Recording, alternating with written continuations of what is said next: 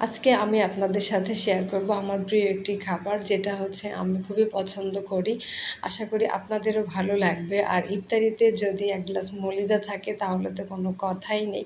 খুব অল্প সময়ের মধ্যে তৈরি করে নেওয়া যায় এই মলিদা। চলুন রেসিপিটি দেখা যাক। ইফতারের পর এক গ্লাস মলিদা খেলে প্রাণটা আসলে জুড়িয়ে যায়।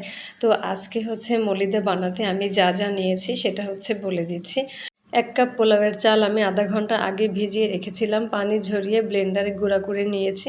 এরপরে হচ্ছে ১ কাপ মুড়ি নিয়েছি, আর মুড়িগুলো ধুয়ে ভিজিয়ে নিয়েছি। চিড়া নিয়েছিলাম হাফ কাপ চিড়া খুব ভালোভাবে পানি দিয়ে ধুয়ে নিতে হবে। এরপরে হচ্ছে নারিকেল কোড়ানো, সেই সাথে চিনি, কিশমিশ আর সামান্য লবণ। ১ কাপ নর্মাল টেম্পারেচারে থাকা দুধ নিয়েছি আমি, আর নিয়েছি হচ্ছে ১ টেবিল চামচ আদা বাটা।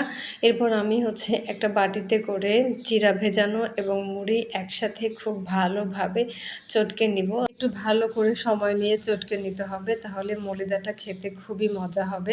মুড়ি ভেজানো এবার আমি বাটিতে করে নিয়ে নিচ্ছি, দুটো একসঙ্গে মিলিয়ে চটকে নিব। এভাবে আগে চিড়া মুড়ি একটু ভালোভাবে চটকে নিলে মলিদাটা খেতে অনেক ভালো লাগে, খুব ভালোভাবে মিশে যায়।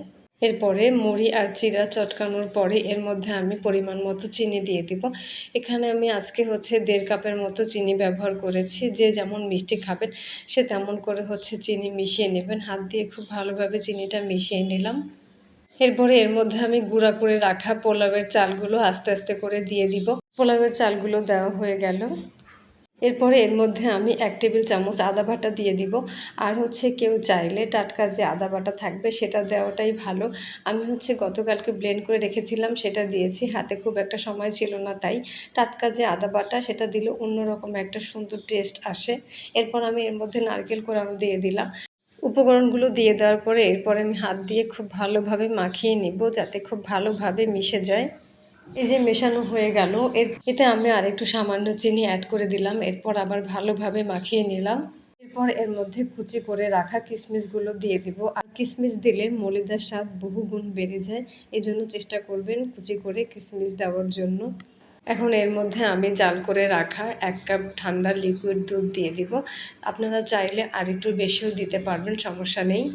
যদি মলিদা একটু পাতলা খেতে চান তাহলে পানি কিংবা একটু দুধ বাড়িয়ে দিতে পারেন। আর এই যে তৈরি হয়ে গেল হচ্ছে মলিদা, খেতে কিন্তু খুবই অসাধারণ হয়েছিল। আর ইফতারের পরেই এরকম ১ গ্লাস মলিদা খেলে আসলেই হচ্ছে পরানটা ঠান্ডা হয়ে যায়। অসাধারণ একটা রেসিপি, আপনারা অবশ্যই ট্রাই করে দেখবেন। এর মধ্যে চাইলে হচ্ছে ডাবের পানি কিংবা হচ্ছে ডাবের যে শাঁস সেগুলো হচ্ছে দিয়ে দেওয়া যায়, তাহলে খেতে তো আরও দারুণ লাগে, অসাধারণ লাগে। এই যে তৈরি হয়ে গেল মজাদার হচ্ছে মলিদা, আমি এখন গ্লাসে ঢেলে পরিবেশন করব। গ্লাসে ঢালা হয়ে গেলে এর মধ্যে আমি কিশমিশ কুচি দিয়ে দিব সামান্য, দেখতেও খুব সুন্দর লাগবে আর খেতেও খুব অসাধারণ লাগবে। এই যে তৈরি হয়ে গেল মজাদার মলিদা, দেখতে কিন্তু খুবই সুন্দর লাগছে, খেতেও খুবই মজা হয়েছিল। ভিডিওটি দেখার জন্য অসংখ্য ধন্যবাদ। সবাই ভালো থাকবেন, সুস্থ থাকবেন। আল্লাহ হাফেজ।